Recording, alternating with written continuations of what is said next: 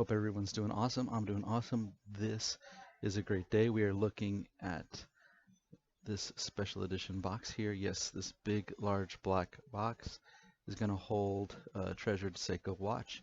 And this is one of the 55th anniversary Seiko watches. And originally, I started from the most recent, the Tuna, and moved up to the 1968. And this is my final video on the three watches. This is the 1965 watch, the watch that started it all. I kind of wanted to go back in time from the Tuna to the 68 to now the 65, the original one. And these are all recreations, part of the Seiko 55th anniversary. It's kind of a big deal. You can see this presentation box. I love the presentation boxes. They present them like museum pieces, so it's really cool, really different than the usual, plain Jane Seiko boxes. But it's not just a box. The watches are phenomenal, and out of all three, this is the original, the 1965. This one is one of my favorite ones of the three. I think this probably is my most favorite of all three of the new recreation models. It is cool and stunning and a high beat movement. I love it. And let's start digging into it, and let's find out a little more about this watch. So, 55 years ago today, in 1965, Seiko introduced its first ever dive watch. And yes, this was the first one, and actually, this was the first dive watch for Japan as well. And the watch had an automatic movement, and the water resistance of this watch was 150 meters. And it proved itself useful when members of the Japanese Antarctic research expedition between 1966 and 1969. So this was the first one.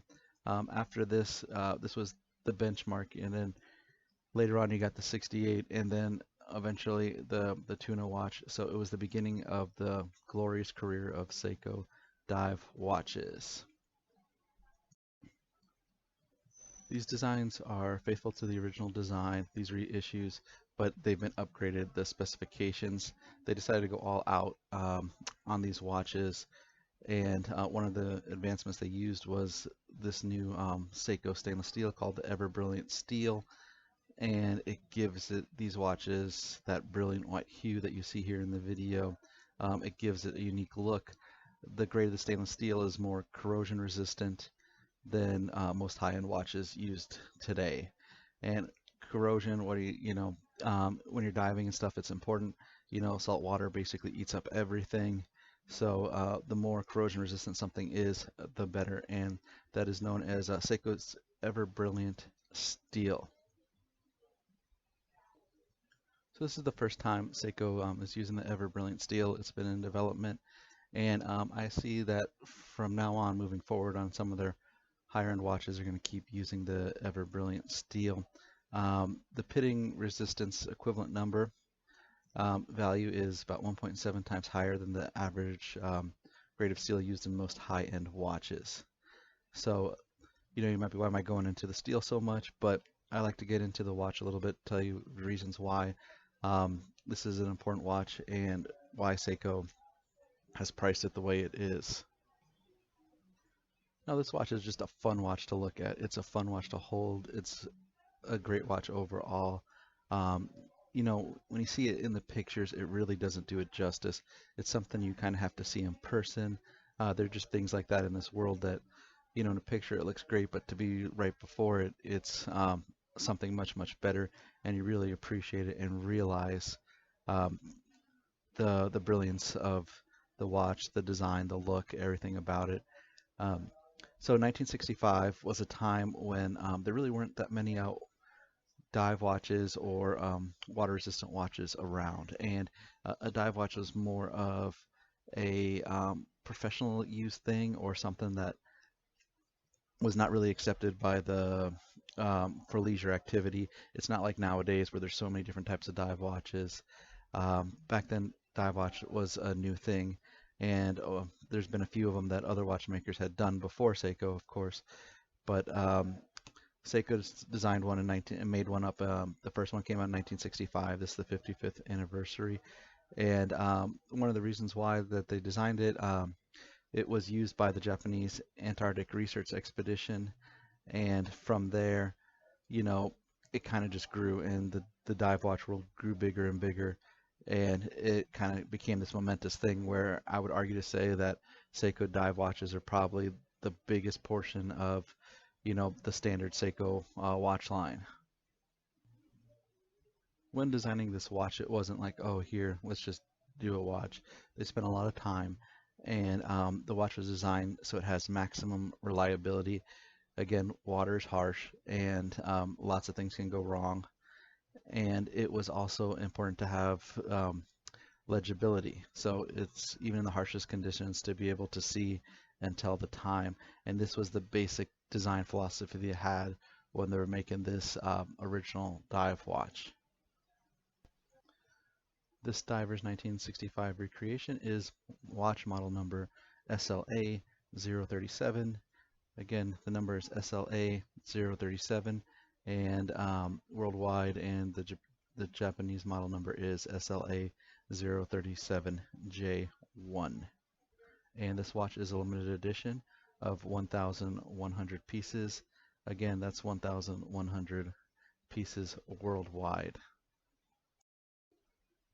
While the watch is loyal to the 1965 design, it has enhanced or upgraded features, like the crystal is a box-shaped sapphire crystal, and while the original was 150 meters, this watch is a 200-meter water resistance.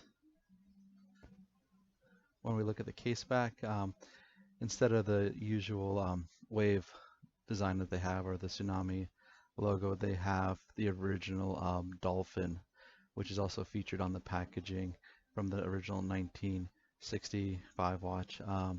Again, I think this is kind of a cool tribute. They put the wave on everything, and the wave means a lot, but to go back and do the original dolphin is going back to the roots, kind of like the way this watch is meant to be. And from this 55th anniversary, Seiko is looking to get better, make new breakthroughs in watch and diving technology. So it's really cool. It's a look back into the past, but also it's like, with these upgrades, it's like, oh, here we go. We're going to go into the future, and these are the cool new kind of things you can expect from us, because we're always innovating. We're always making great watches, and this might be a 55th anniversary, but it feels like it's just the beginning for them. So I keep mentioning 55 years for the anniversary. I don't want this to be confused with the actual age of the company. This is the Seiko dive watch anniversary from the first dive watch. Seiko itself started back in 1881. So from the time of this recording, 139 years. Next year, we're going to be looking at 140 years for the Seiko watch company. So here you can see the watch on wrist. Great watch. Looks great. Nice, beautiful day to record me wearing this watch. My wrist is about a 7.5-inch wrist, and the diameter for the watch is 39.9 millimeters, so nearly 40 millimeters, and the length of it is 47.9 from top to bottom, and the thickness is 14.7 millimeters.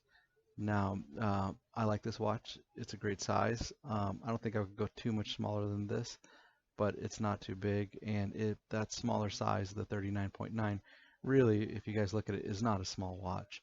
And it's basically 40 millimeters, and it just looks good, and it gives you kind of that retro feel size-wise, because back then the watches weren't huge. So this one, instead of the other models, which they kind of made a little bit bigger, the other two recreations, this one they did it with the smaller size, so about 39.9 millimeter. All right, so interesting enough that they actually increased the size from the original. The original was about 38 millimeters, and again, this one's 39.9, so it's a 1.9 millimeter increase. Let's talk about the engine of this puppy. Let's look under the hood, so to speak. It is a high beat caliber movement.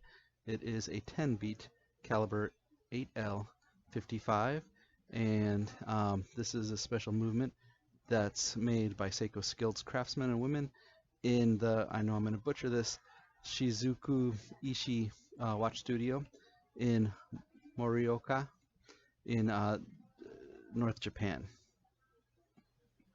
Alright, so interesting enough that they actually increased the size from the original. The original was about 38 millimeters, and again this one's 39.9, so it's a 1.9 millimeter increase. Let's talk about the engine of this puppy. Let's look under the hood, so to speak. It is a